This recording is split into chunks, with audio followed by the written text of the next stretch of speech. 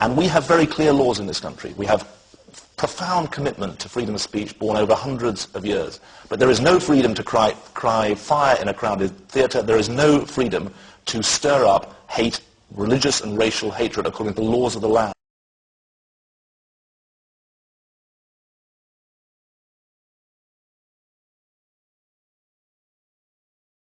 Is let him come outside. How is it that this man is now scared? He's running scared, he can't come out of the buildings. And the police and the government are here supporting him and protecting him from the Muslims. Geert Wilders, the message is to him is to come outside and face the Muslims. Come outside and feel how the Islamic punishment should be on him is obviously one, only one. And he's so scared. Where did all the freedom go? And where did all the democracy and everything? Let him come outside, let the police go home. 2 minutes. 2 minutes and see how he's faced with the Islamic view on all of this, what he said. We're Muslims are gathered here today because the guy at the back, Geert Wilders, has insulted the Prophet and insulted the Quran.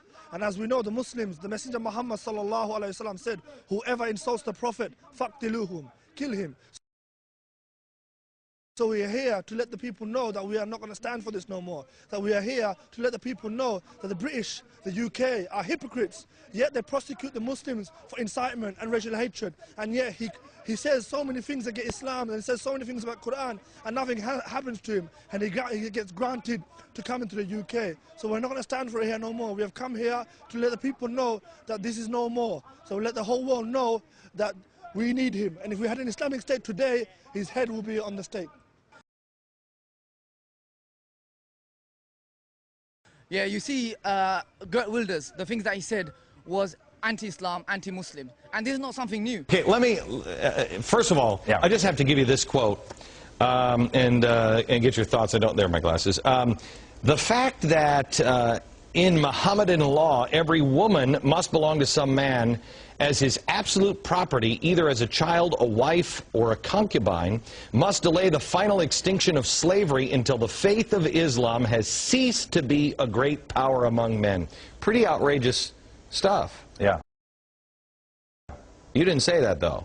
I didn't say that, no. No. Winston Churchill said that. Yeah, Winston Churchill, a book in the 50s, also made a comparison, like Oriana Fallaci in Italy, but also Winston Churchill, the comparison between Mein Kampf and the Quran. One of the reasons that I'm being prosecuted. I don't remember Winston Churchill, who got a Nobel Prize for this book, really would have been prosecuted. And I have nothing against people, I have nothing against Muslims, but my point is that the Islam is a totalitarian ideology that should be compared not so much with other religions, but with other totalitarian ideologies like communism or fascism.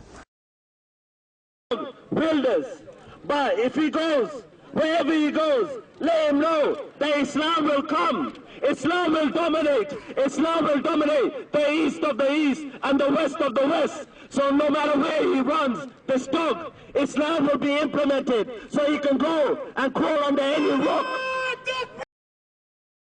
We need him. And if we had an Islamic state today, his head will be on the stake.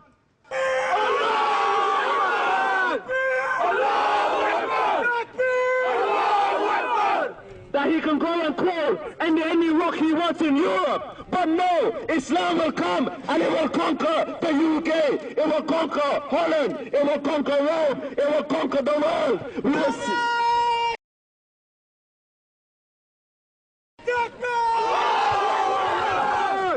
Islam will enter the house of every person on this world, and it will either elevate the person or it will humiliate the person, and we will see the believers victorious. We will see Israel destroyed.